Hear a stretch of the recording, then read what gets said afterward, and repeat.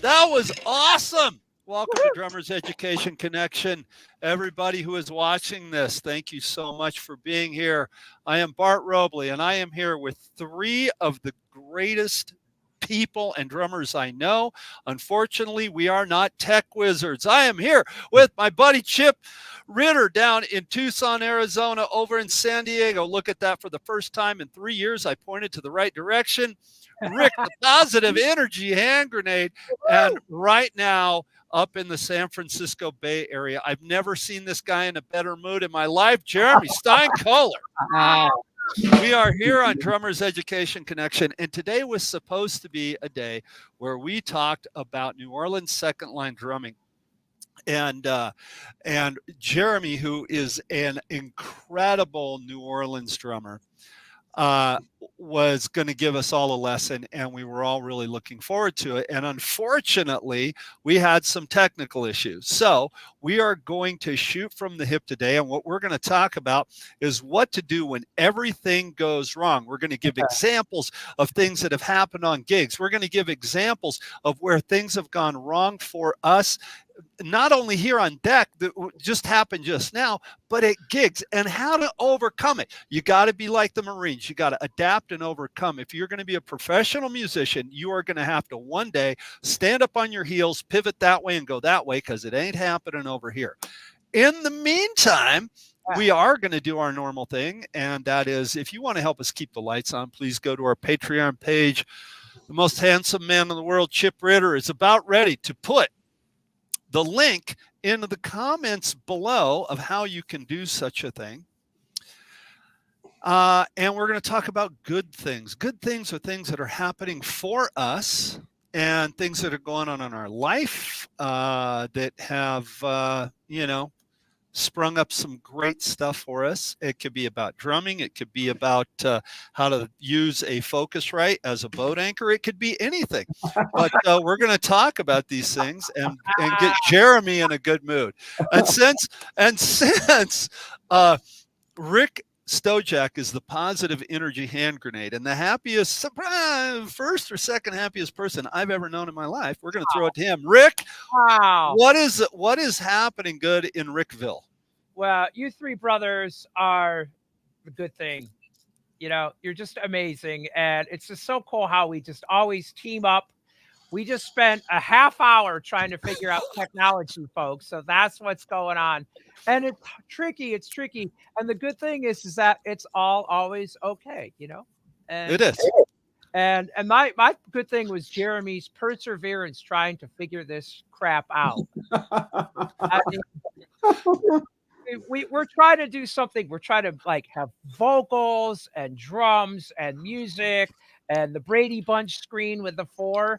And yeah, man, it's a lot of work to do, you know, and we're slowly chipping away. So the good thing is that anybody who's watching, we appreciate that you continue to watch. And our show today is very open. So feel free to say hello, ask us any questions, or tell us some bomb stories that happened for you and how you got over them. Exactly. I'm like Rick said, I just spent the last half hour trying to rig my setup so that I could play, show, and you could hear music all at the same time. And that sounds like a simple thing in this day, but boy, I just got technology smacked me in the face this morning. And if you want to blame me, blame me. I'm good with it. You know what? I'm going to blame it on my son, because number one, first of all, he's not here, so he's got me. Boom! What was that? That was Evan under the bus. Exactly. He has to absorb all the blame because he can't defend himself, number one. And number two, he borrowed my computer to do some recording for his college auditions. And I haven't done any recording since I got it back. And then I went to set things up this morning. It was like, what the heck? Where's the software? Why is it not recognizing inputs? All this stuff. So it's Evan's fault. His phone number is 510. No, I'm just kidding. Okay, but look, for lemons and lemonade, what good thing has happened from this? What good thing? I don't know. What good thing? We're talking about good things. What good thing happened from? Yeah. Oh, I don't know what good thing happened from my struggles this morning, but I will say that I was really excited to do a whole little lesson for all you guys on New Orleans second line and funk and R&B playing, and I had to put together a little presentation. I had a whole playlist, and it was going to be great. And so I promise you that I will be back to do that again when I figure out the technology stuff. So Excellent. Okay, Chip, what good thing do you have going on? Oh man, I have a student, Scarlett, who I met 6 months ago, who hadn't picked up a drumstick in her life. And she said that she wanted to play for her church one day. And I said, that's probably a great goal to have. And so we worked on timing and specific beats and for specific songs. And she worked really hard. She practiced really hard. And she just told me that she got the gig at her church. And so awesome. she's now the church drummer. Chip. So that's a goal accomplished. One of the things. Oh, go ahead, Jeremy. I'm sorry, Bart. I forgot. I do actually have a really, truly, sincerely good thing to share. That is that Evan got accepted to the University of North Texas with just about a full scholarship there for jazz piano. So you know how many amazing musicians have come out of North? Oh, dude, that's huge. Yeah, that's freaking huge. Yeah.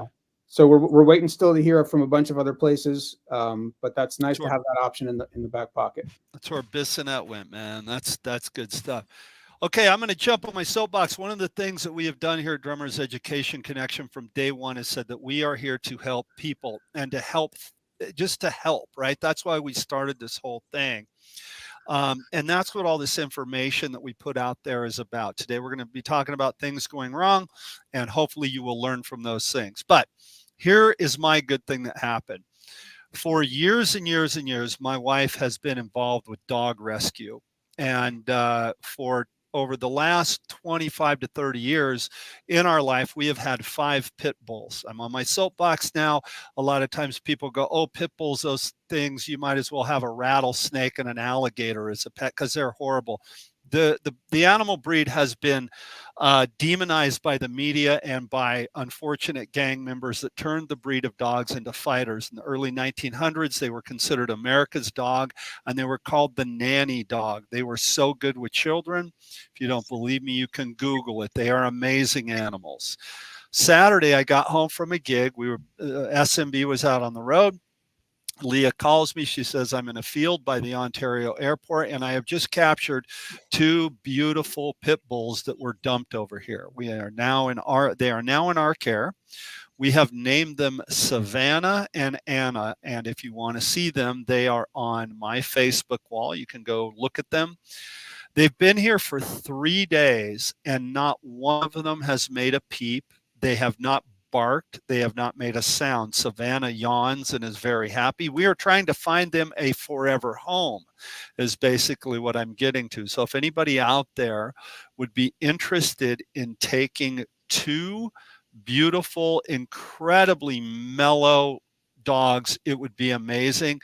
We're going to try to place them both together because they are so bonded. We're pretty sure it's a mother and a daughter. And they are truly 2 of the kindest, mellowest souls I've ever seen in my life. So that's my good thing, trying to help 2 dogs. And so if anybody can help out with that, watching this, even if you see my post and you can't help, if you could share my post, that would be absolutely fantastic. We're trying to help these 2 guys find a wonderful forever home. So today, literally right before we went on, poor Jeremy, I feel so bad for you, bud. I know that feeling of frustration when something goes wrong. And in the thought process of turning lemons into lemonade, we were like, well, what can we do? We're like 4 minutes overdue to get started, and we abandoned it. And so I said, well, let's just talk about when things go wrong and how you spin on your heels as a musician. So I'm going to give a story of when something went wrong for me, and if it will go wrong at the wrong time, it will always go. It won't be at the right time, when things are, you could get through a gig. We were playing a show on it was World's Greatest Tribute Band show on Access TV. The audience to this television show was some ungodly number in the millions. I mean, it was up there. And I always have a side snare on my kit. And for the TV show, The show was shot at the Whiskey, live television. And if you've ever played at the Whiskey, or if you ever do play at the Whiskey, the drum riser there is very small, and it was really tight and hard to get on and off with all the stuff for the television show. That well, I'm not going to set up my side snare because there's not enough room. And then the thought came across my head, well, I'm on live TV and it's got to look cool. That's how shallow the decision was. It's got to look good. I'm going to play the side snare. So I put the side snare up. We start into the show. The start of the show, the camera is here on me. That's how the show started. Very honored to have that happen. The band's up there playing. We're in the middle of the fourth song, and right through the first layer of the head broke on me. And the first thought that I thought to myself was on the snare drum, well, we have 2 more songs before we go to commercial. The bottom one will last for 2 more songs, no problem. That thought went through my head that fast, and the stick came down again, and through the drum I went. The side snare was not mic'd, and I just thought, well, hope the overheads pick it up. So I went over to the side snare, right? And again, the thought process was it's got to look cool on TV. Thank God I did that. So that's my lesson. You're going to break heads. Things are going to go wrong. It's going to be at the most inopportune time. This couldn't have happened at some bar gig in front of 14 people. It had to happen on live television. How did I spin on my heels? Well, I was prepared, and luckily enough, I was shallow enough to put up the snare drum so it would look cool. So you got to spin on your heels sometime, just like we've done today. Now, I'm sure all 3 of you guys have had stories just like that, and I'm tired of talking. Chip, give me one, baby. Give me one. Man, I was playing in JJ's in Texas on tour with Long John Hunter, and we were playing in the middle of the solo. During the second set, the band is hopping, the place is just going nuts, and all of a sudden this out-of-tune harmonica comes over the PA and crashes the whole thing. The whole band's looking around like, what's wrong? What's going on? And the guitar player, Long John is like looking around, and over in the corner by the bar was a bunch of people clapping for this bartender had the harp, and he's playing on the microphone right directly through the PA. It was one of the most disastrous things to ever happen. But we just kept playing, man. We kept playing the show. He faded off. He ended up stopping playing, and it turned out all right. But it was like one of the worst things I've ever gone through. I don't know if it's a good example of turning on your heels or anything. We just didn't stop playing. We just kept playing and acting as if that was normal. The only way for a harmonica to be out of tune is if the harmonica player is playing a harmonica in the wrong key. Yeah. Yeah. It was the wrong key. Yeah. I had a rehearsal one time. I used to coach this band of lawyers. They hired me to be their drummer and musical director for their sort of in-house band. And they play at these, partner retreats and law functions, and it's really fun gig, great people. And there was like one of the top lawyers in the firm. I mean, this is like a world famous lawyer who was represented like the biggest cases, but an older guy carries a copy of the Constitution in his pocket and fancied himself a harmonica player. And he takes out his harmonica and starts playing, and it's in like, the wrong key. And I said, whoa. What key is your harmonica? And he's like, what do you mean?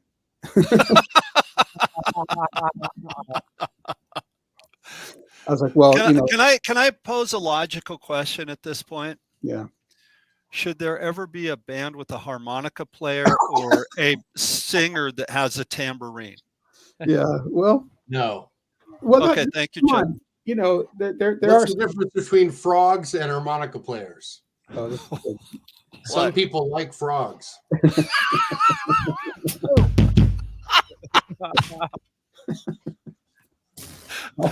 I have a good friend who has watched our show who's a really good harmonica player. So I'm just kidding. I'm sorry, but that reminds me of another joke. How do you sell a deaf guy a frog? Want to buy a frog? I don't know. That was great. Okay, Rick, what bad thing other than that joke has happened to you in your life where you had to spin on your heels and go the other way? First, I want to know how you fit the Constitution in your pocket. He had a little bit. It wasn't the original Constitution. That one's in Washington, D.C. Oh, okay. It's a little pocket version. Yeah. Pocket Constitution. Yeah, Wow. you should read it. By the way, the public service announcement. I recommend you read the Constitution at least one time in your life. Good to Yes. know good to know the principles that our country's Good based to on. know. What everyone's arguing about. That's a great idea. I Way to think go, that's- Jeremy. Just started World War III. Thanks, bud. If things weren't going bad enough, you just really screwed the pooch, man.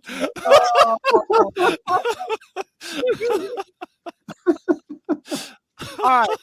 So I got a gig subbing on drums with a psychobilly band, great psychobilly band out of Austin called Klax, Klax. And we had one rehearsal, and I had maybe a couple weeks to learn the material. And the gig is in Brazil. I'm super excited. I make little notes. I make some arrangement notes, right? Did you say Brazil? Yeah, Brazil. Wow. Cool. Yeah.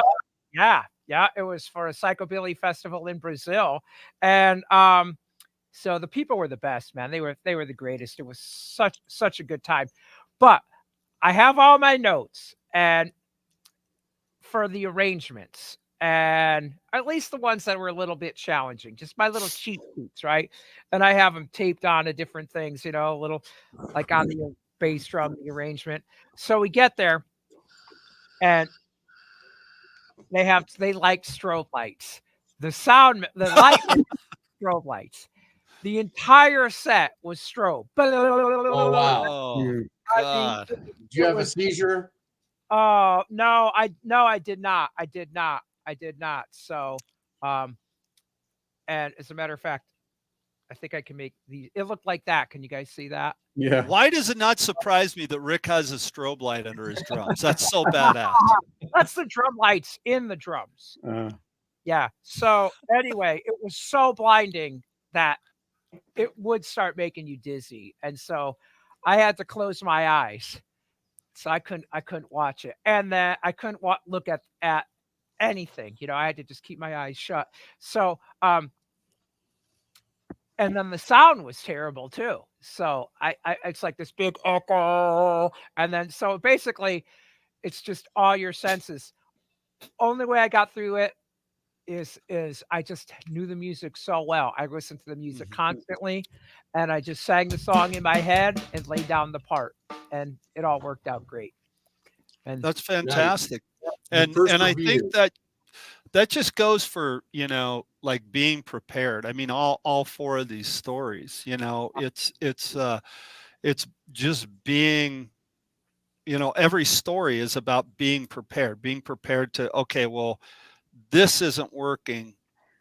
How do I do this? Jeremy, have you ever had like a real, either a gear breakdown or like a real technical issue happen on a gig where it just, everything's going sideways, but you still got to play? Have you ever had that happen? I have, yeah. I had first a gig, first tune stick right through the snare head, and I didn't have a backup. This is, you know, all the things that I carry now, all my backup things, my heads, my clutches, my extra clutch, my felts, and all the wing nuts, all the pieces and whatnot.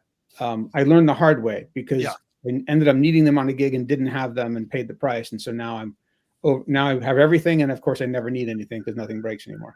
Well, you'd rather need it and not have it, you know, Yeah, yeah. or have it and not Have it, need yeah. it and need Yeah, it and of not course. have it. Yeah. Sure. In any case, yeah, right through the snare drum head, and had to play the rest of the gig with basically no snare drum. before you played Aquarian, I'm sure. It wasn't not an Aquarian head. That's correct. It was before I was an Aquarian endorser. I had another gig where I had taken my bass drum pedal out of my hardware bag to practice something. This is before I had backup bass drum pedals and multiple bass drum pedals, and forgot to put it back in. So I showed up at the gig and didn't have a bass drum pedal, and walked up and down the street where there's a bunch of clubs, not, you know, asking all the drummers, hey, you know, I forgot my pedal. Do you have another one? And nobody did. So I had to play that gig without the bass drum. Oh, Yeah, I mean, they're both jazz gigs, so you know, I was sort of able to get by, and it was interesting. I had to like be creative, right? I had to play the kit without sort of a go-to core piece of it, and figure out a way to make music happen in a musical manner without what I wanted, without what I was expecting, without the usual sounds and textures that the music asks for. So it wasn't that way cool, to have to like, you know, MacGyver, some sounds and whatnot, but Yeah. wasn't my choice. I wonder You if know, anyone knows. Yeah, I bet they didn't. Yeah, perhaps. If any drummer was paying attention, obviously they'd notice. But I'll tell you one other story that wasn't about an equipment failure, but it was things not going as expected, things going wrong, I should say. I wrote about this in my book. I had a gig one time. It was at a hotel jazz lounge, and I had sent the talent buyer a CD, and they booked the band, obviously based on listening to the CD. So clearly they wanted what we were offering. And this is back in the '90s, mid '90s, and at the time there was like a really big resurgence in jump swing on the West Coast, and Oh, I remember that. Yeah. yeah, it was like super popular, like retro, swing dance. A lot of people into swing dancing, and these bands were like Brian Setzer type of stuff. Rail Sound Review, our buddy Daniel Glass. Royal Crown Review, that exactly. Yeah, they rode that wave. And so we get there and we're playing a couple tunes, and there's a couple that's there, and they want to dance because they often have swing bands on other nights, and they were coming expecting a swing band, and we were not that. And they kept saying, play some swing, like every tune. And I kept getting more and more. It was my quartet, and so I was more and more self-conscious and more trying to please them. And I'm starting to call tunes that we haven't rehearsed, that are more smooth, and trying to give them what they want, and they're still not happy. And we hit the set break, and I went outside. I'm thinking, oh man, this gig sucks. What a miserable thing. They want this thing that we're not. We're trying to be this thing that they want us to be, and it's not working out. And I sort of stopped myself in my tracks. I had this like aha moment, and I thought, why am I letting these two strangers ruin my experience that I've worked so hard, in various ways to create, put the band together, rehearse the tunes, make the album, book the gig, all the stuff that led to that show. And I thought, I'm not going to let them have that power over me to determine, how my experience goes and have a bad time of this. Because if I keep going down the way I'm going, all I'm going to think at the end of this is, what a miserable gig, wrong band, wrong venue, right? Oh, it was terrible. And so I said, you know what? Screw those people. We're going to come back and we're going to do the stuff we came to play. They booked us based on what they want, what we sent them. And they left, and that was great. And as soon as they left, we had a great gig. And all the people that were there were really into it, and they were clapping after the solos and listening. And I thought, man, what a good reminder to stay true to who you are and what you do, and not try to change yourself and what you do to please other people. There you go. That is awesome. I love that you did that, Jeremy, because somebody else's issues can really tank your gig that you got hired for, and, you don't go into McDonald's and tell them when to flip the burgers. So why should they tell you when to, and I mean, I'm not being a smart aleck about that. I mean, that is the kind of the way you have to look at it. I don't come into your job and tell you how to do your job, so Chip, we got a couple of comments in there. Why don't you read those? David Betts says, I once played a gig at an army base. We were playing in a gymnasium, which, as you can imagine, caused its own problems to begin with. The previous song was still finishing as we started the next. The stage was too small, so some soldiers were asked to order to make the stage bigger. We ended up playing on an improvised stage made of crash mats and gaffing tape. Bouncy. Lindsay McDonald said, I had a similar situation where the band leader started getting requests with $100 bills, so the leader was playing songs no one knew, including the band. including the band. You know what?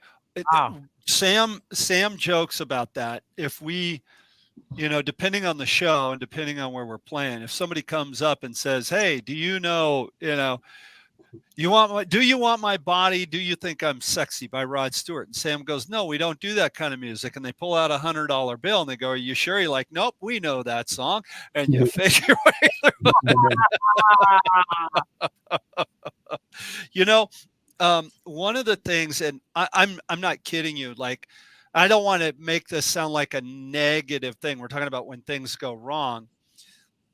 I have so many amazing experiences in 25 years with the Sam Morrison Band that I mean, I could do a show on amazing experiences for a month. I could do shows on negative experience for a month. So I do have a lot of stuff that has happened to me in 25 years of touring with the band. That, I mean, things that Spinal Tap wishes they would have thought of, right? I mean, for real, it's crazy. Everything that's in Spinal Tap, I've lived through it. We've been lost under stages. We couldn't find the stage. All these things have happened to us. Spontaneous human combustion. Yep, dude. I'm not. You know what, bro? The Vault 350 in Long Beach. It's an old bank, and so many bands got lost downstairs. They couldn't find the stage. They finally put arrows on the wall with tape. True story. One time we were playing in Las Vegas, and we were playing at the Mandalay Bay, and we were playing this huge hunting convention. It was a convention for hunters, right? And we got hired to do the gig. And on the way to the gig, we had left town. We were driving out there. We had stopped in San Bernardino. We'd stopped in, oh crap, why can't I say the name of the town? What's halfway in between LA and Vegas? Barstow. We stopped in Barstow to get a cup of coffee. We go in, get a cup of coffee. We come back, driving down the road, and I'm like, wow, the trailer feels weird. No sooner did I think it than I look in the rearview mirror and the trailer does this and off the side of the road into the ditch, literally flies through the air.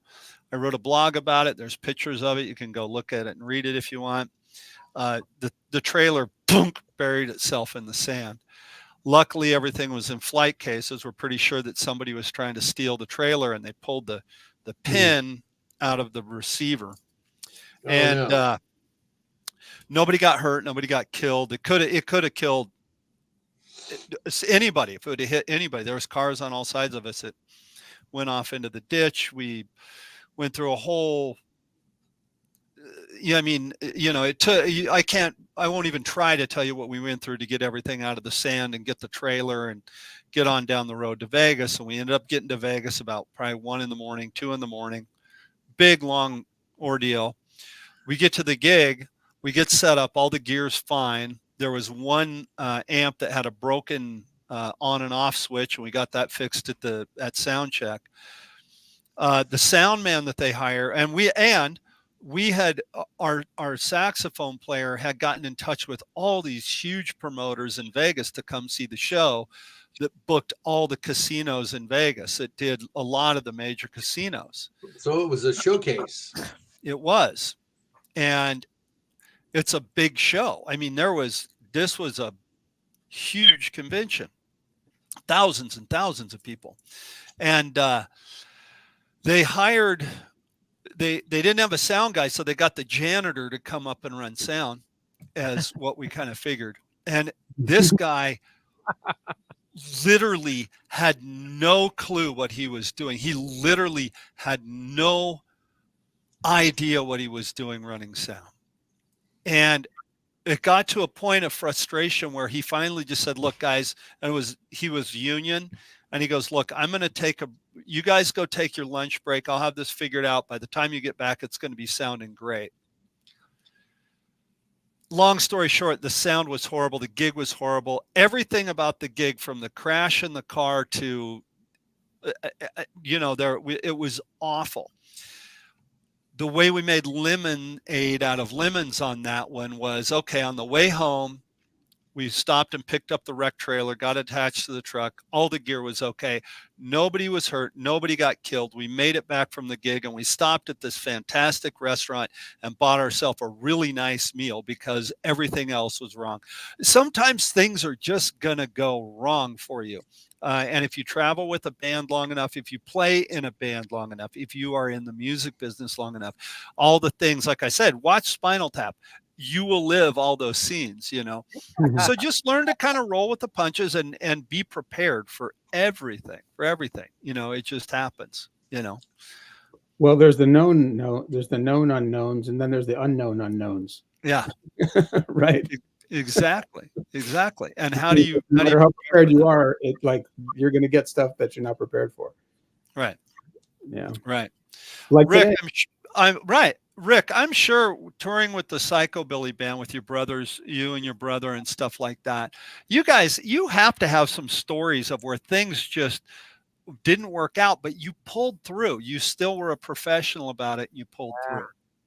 Yeah. A story with Barnyard Ballers out on the road. We were in the desert. Utah. I think we were in Utah at the time. Total desert. And Spike, our singer, was driving one of the vehicles, and I think we were touring with another band, a European band called Demented Argo, or really one of the top bands in the psychobilly scene. And Spike was driving, and just really, you know, don't let a singer drive. That is the best advice you could ever get from watching the Drummer's Education today. Save your life. Never, ever, ever do it. Okay. So I fortunately was not driving with him. He was driving another car. And sure enough, man, he flew it right off the road, right over a ditch. Unbelievable that he flew over the ditch because he was going so damn fast, and crashed the car, totaled the car. No one got hurt. Unbelievable. Oh my God. That's scary. But it was a really, really scary moment. What happened? How did he lose control? He's a singer. His favorite song came on the radio, and he got distracted. Oh man, I mean, I'm just kidding.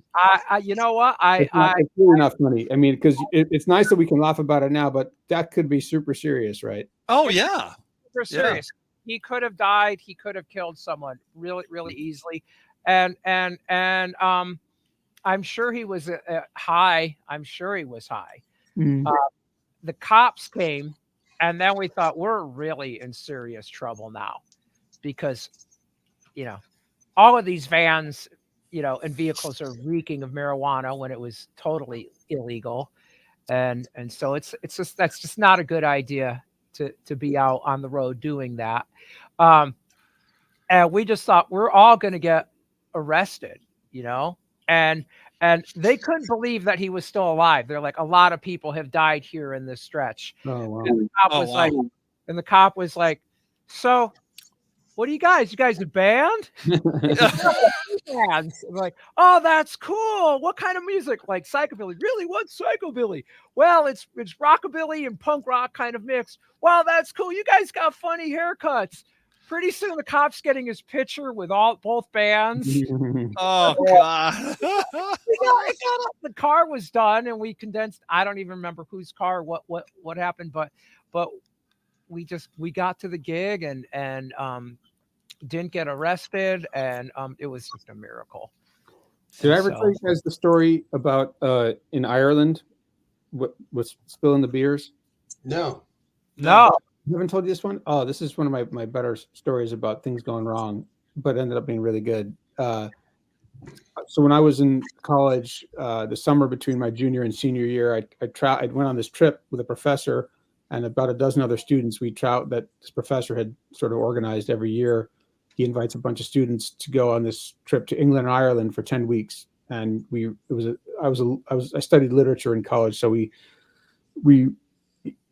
read these English and Irish writers and traveled around to the places where they wrote about and where they lived. So it was amazing, really rich experience. And we did all sorts of cool stuff. Spent time on these river boats for a week in England and Aran Islands and in Ireland. Just everything's super cool. And he was super well connected, so he knew all these famous like cultural people there. We got to meet some musicians and writers, blah blah blah. Anyway, first night we're in Dublin. I had brought with me a doumbek. For those of you who don't know, it's like a ceramic Middle Eastern drum. It's got the really high pitch thwack sound, and then a low pitch in the middle. Boom, ka, boom, ka. And a friend of mine had brought a guitar, and so we sort of jammed throughout the course of our trip. And we're first night in Dublin, and we're at this pub, and it turns out it's a famous Irish music pub called O'Donoghue's, and this is where like the Chieftains played and got their start, and these other famous Irish bands. And there's a traditional Irish music session happening at this pub, and so there's not like a stage, but they're all sort of sitting around a couple of tables and they're jamming and they're playing, and it's super cool. You feel like you're really in Ireland. You know, drinking a pint of Guinness and hanging out, listening to this Irish music.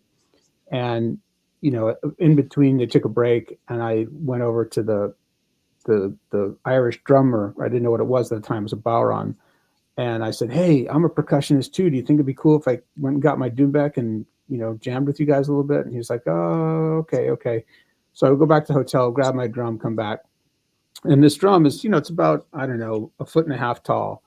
And it's in a big cylinder case, you know, it's about maybe 12 inches in diameter. And I'm trying to sort of scoot into the table and get my seat. And I'm holding the drum in front of me. And I bump the table, and the entire table falls forward and spills like 8 pints of beer all over and their instruments. So like, you know, there's like a guitar player, a fiddle player, you know, an accordion player, a violin player, and like all the beer gets spilled all over them and their instruments. And I'm just like, oh my God, I'm like 19 years mortified. And of course, you know, I had like $10 on me or 10 pounds, like to buy a beer or two. And all of a sudden I was like, oh man, you know, bad enough being an American, like, you know, oh, I'm going to jam with you guys, you know, moron, 19-year-old precocious American. And thankfully my friend was with me who had a bunch of money. And I was like, dude, give me your wallet. I've got to buy drinks for the rest of the night, you know, for these guys. And so, you know, whatever, we got some rags and cleaned it up, and I bought them a round of drinks and started playing. And they were really, you know, the Bowron in Irish music is it's a background instrument. I mean, it's changed over the last 30 years, but at the time it was really pop, pop, pop, pop, pop, pop. And the doumbek is this really sharp, you know, sort of the opposite. It's like super sharp and engaging. And so I started playing. Play with your hand. You play with your hands? Yeah, actually, I have one here. If you guys want to hang on for 1 second. I want to see it. Yeah. I moved everything around for the New Orleans thing I was going to do today. Okay, yeah. Hold on 1 second. Turn off your background so you can see it. Yeah. Well, I got to shout out to Ray Audette live from Germany. What's happening, you guys? Lindsay McDowell, David Betts, Jim Royal's in the house. Jim Royal, what's up, Jim Royal? Ray, what's going on, dude? You over in Germany banging on the drums, huh? Right on. If you guys haven't seen Ray play, you got to check him out. Dude is awesome. Fantastic guy. Great friend. We had a nice hang, Rick and I did, with Ray at NAMM. That's right. And he was getting ready to go on a tour, and he's obviously there. So this is the very drum that spilled the drinks on the Irish musicians in 1991. By the hieroglyphics, that drum is way older than 1991. This was actually unearthed in King Tut's tomb. I was just gonna say, somebody dug that up in Egypt.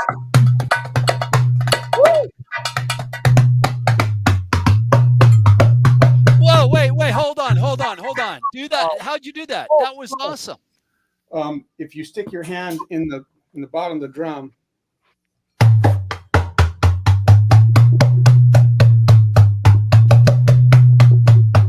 you can kind of bend the pitch. Wow. So, that sounds like right when the guys are going to rob the bank.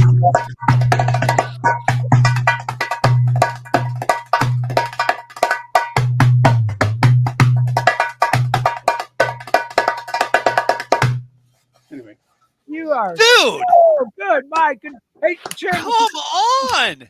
that was beautiful. You can't Cool. do that. You're not supposed to do that stuff. Can you play, Hold on. That's amazing, dude. Hold on. play some New Orleans second line on that? Oh, Oh my God, that was killer. That was amazing, dude. Wow, dude. yeah. So I have some secret talents that you guys still don't know about, right? You still Oh don't know. my God. Hey, I can play Back in Black by AC/DC really good. Okay. I got that. So this is a Bowron. Oh, yeah. Traditional Irish drum. That's one of the ones you play like this, like a figure eight or something with the stick. Yeah, okay. And you hold it. I mean, there's different techniques, and there's I think the playing has evolved quite a bit over the last 25 years. But the style that I play is called the carry style, where you hold the stick in the middle. There's a newer style called top end style, where you hold it here and just play with one end. But is it rubber on the ends? No, it's wood. Okay. There's a little. This one has a little weight. Oh yeah. Okay, I can see it. And these tippers are, it's like, all different kinds of them and different shapes and sizes, and you it's like drumsticks. You pick the ones you like, and Yeah.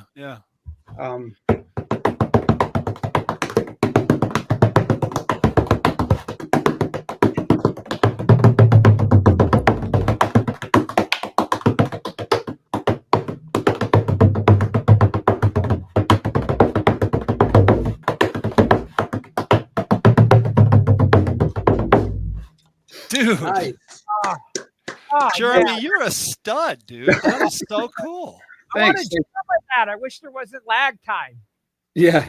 So I bought my first one of these when I was there, because it turned out that one of the guys that was at that session where I spilled the drinks on the musicians he owned a music shop in town, and he said, "Hey, why don't you come by?" Because I was like, "Oh, teach me how to play that drum," and I'm like in the beginning, Oh yeah.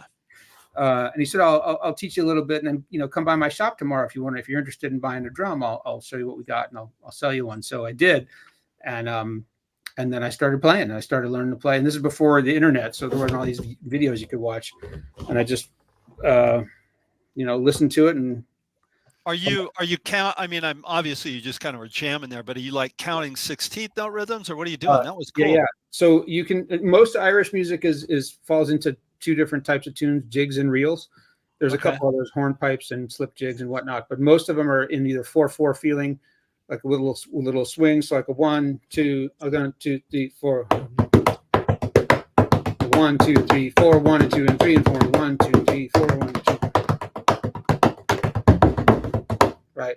So it's like So you're playing with the bat. You're playing with both sides of it. You're kind of.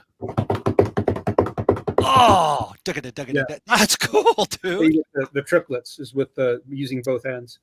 So it's eighth notes and then triplets, and then the other types of tunes are in 6/8 feeling. So duck it, duck it, duck it, duck it, dun dun dun dun dun.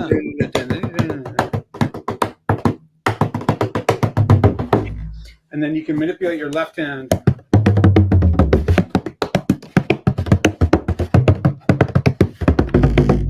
Change the pitch and play with the tone. Dude, really that is cool. really cool. Yeah. That is really cool. That's so cool, dude. And see, yeah, I mean, okay, look, Lemons into Lemonade. You wanted to jam with the band. Who hasn't spilled beer or water or whatever all over the place on somebody? But I mean, we've all done it, right? I mean, that's just easy. It's such a common thing that happens in a restaurant or something. And then you made friends with them, you jammed with them, you got that drum, and look at the talent you picked up. Had you not gone in there and done that, that wouldn't have happened. I mean, that's so cool. And it's possible, had I not spilled the drinks, that none of that stuff would have come to pass. Exactly. Yeah. I mean, sometimes, the universe or whatever works in such a weird way that it's like, if you're, you follow its lead, it turns lemons, into lemonade for you. That's something else. I'm going to tell a story that happened to me that makes me carry these little guys around all the time now. It's a binder clip. If you look on my music stand, I have them. There's a couple of them in my stick bag. I got called a sub at a gig a number of years ago. I did 2 nights with this band up in Hollywood. One night was at a place, I think it's called Club Hollywood, right on Sunset and Vine. It's not there anymore. It's kind of catty corner from where the Palace used to be.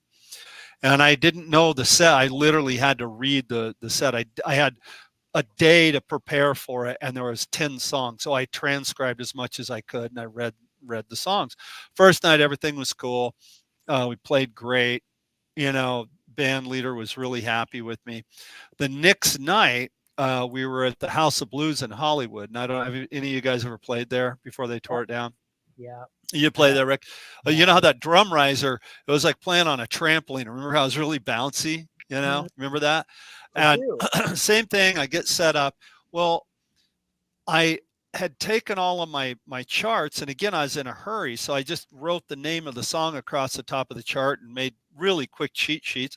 Put them up on music stand. First song, light into the song, playing along, and luckily I'd taken a set list, because there was part of me is like, I got my songs in order, don't worry about it. But then he goes, here's a set list for you. Luckily I took one from him. We're playing, and all the music all over the stage. I was like, oh my God. So we finished the song, and he wanted to tie the next couple of songs together. And I was like, oh no. I grab all the music, and there's a set list. What's the next song? Okay, there it is. And I just threw that up on the stand. I went the rest of the set like that. And when we got done with the show, typical Hollywood show, you get backstage, you get on and off real fast. And I was like, Bill, I'm so sorry this is what happened. He goes, dude, I didn't even notice. And had I not taken the set list. So now I always have one of these binder clips, right? So I have one in my stick bag. Again, my music stand that's kind of off camera right here. You can't see. Because you never know what's going to happen. And, you're playing a gig, a gust of wind could have come up. They could have been inside. They could have turned on a fan to blow the smoke around the stage, whatever. Music went everywhere. And like you said at the beginning of this thing, Jeremy, most of the stuff that I've learned, and a lot of those little tidbits that I do on Drummers Education Connection Live when I'm on the road, these are lessons that were learned the hard way. These aren't, this wasn't something I, learned in music school. This was like, okay, I got to fix this problem in case it ever happens again. So that's kind of my little way of solving a problem there, is just having that. Right on. Yeah. What about that? We got a couple more minutes left. Rick, do you have anything that you carry around with you to make the gig go good? Rabbit's foot. Rabbit's foot. Advil. Advil, hey. Pepto-Bismol. Spoken like an over 50-year-old drummer. Metamucil. Flashlight. Gotta have flashlight. And gotta have a flashlight. Tape. And a drum key. Oh yeah. That's the snare weight. That's the snare weight drum key. Hey, I got one here. I got to get it right there. We've talked about this before, but I got to grab it across my room. Jeremy, go ahead. Let me grab some. Go ahead. Yeah, perfect. Before we've been remiss in reminding you guys that today is the last day to sign up for Deck Day and still get the early bird pricing. So for those of you who don't know what Deck Day is, on April 20th, we're having a big event here in the San Francisco Bay Area where the guys are all flying up. And we're going to have a big hang. We're going to have an afternoon of drum clinics, 4 drum clinics from each of us, or 1 from each of us. We're going to have Jason Slota, who's the guy we've had on here before. He runs a cymbal shop called Round Sound Cymbals. He's going to come and do a short presentation on how to pick cymbals and how to discern between different types and what you're looking for. And Mike D'Amico, who is the guy, the master drum builder who built these beauties, will be there with a whole bunch of his. He's going to have about a dozen different snare drums, and we're going to talk with him about how he builds drums and stuff like that. Yeah, so, and don't forget, you're going to get 45-minute drum clinics with Chip Ritter, Bart Robley, Rick Stojak, and Jeremy Steinkoler. There's going to be a link in the chat right here that you can go to register. So register today. There's also a ton of stuff we're giving away from our sponsors. So each of us, between us, the 4 of us, we have, I don't know, like 20 different companies that we have endorsements with, and most of those companies are donating stuff for us to give away. So Protection Racket has given us a snare case and a cymbal case and a stick bag. Hudson Music has given us some digital books to give away. Snare Weight has sent some stuff. ProLogic's practice pads. I know I'm missing. I know there's a bunch of them I'm missing. Vic Firth. A Sabian symbol. Yep, Sabian's giving us a crash symbol to get to raffle off. So if you come, nice. you're going to walk away with a bunch of stuff. Everyone's going to win stuff. And one lucky winner will win the grand prize of a dream date with Chip Ritter. So anyways, deck day, it's happening on April 20th. And then also, because the guys are going to be here for the weekend, it happens that I have 2 gigs back to back in front and before and after the clinics. So we're going to all come to the gigs and hang out and have a good time. Everyone's going to sit in. It's going to be a blast. And it is going to be great. I'm so looking forward to it. If you do come to the clinic, and please bring your practice pads with you. I'm going to be doing my clinic. Actually, it's going to be kind of a little hands-on thing. I'm going to put hands outs, and we're going to play, work on some molar stuff. I'm going to show you guys a few little things that I've learned along the way from Ralph Humphreys.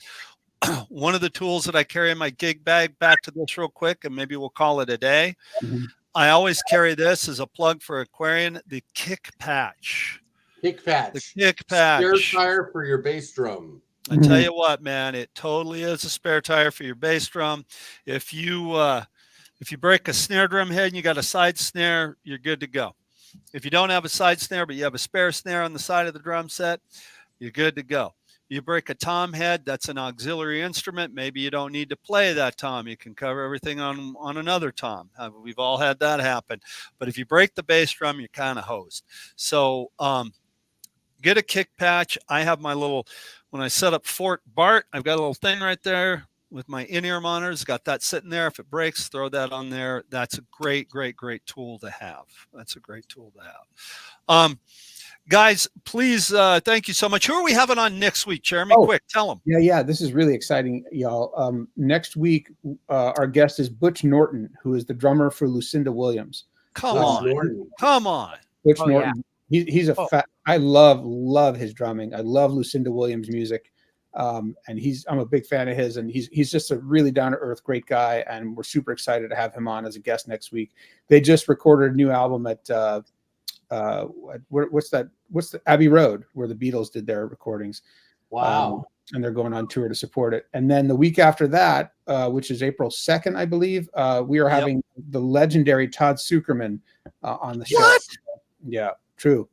And so, wait, how much do we charge for this?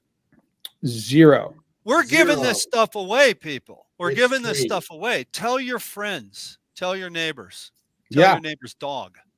Or if you want us to not give it away for free, then hit our Patreon page and give us a donation. That'll be our thank you. Yeah. Awesome. Yeah, super excited. Next week's going to be great, and the second's going to be awesome as well. So, dudes, thank you all for tuning in, and thanks for your patience today. Sorry we didn't present the New Orleans drumming clinic that I was planning on, but due to technical difficulties, we had to call an audible. But I will be back with that at some point in the near future. Right on. Jeremy, thank you so much. And it's okay. We've all gone through it. We turned lemons into lemonade. Rick, play some New Orleans second line for us on the way out. Come on, baby. Let's hear it.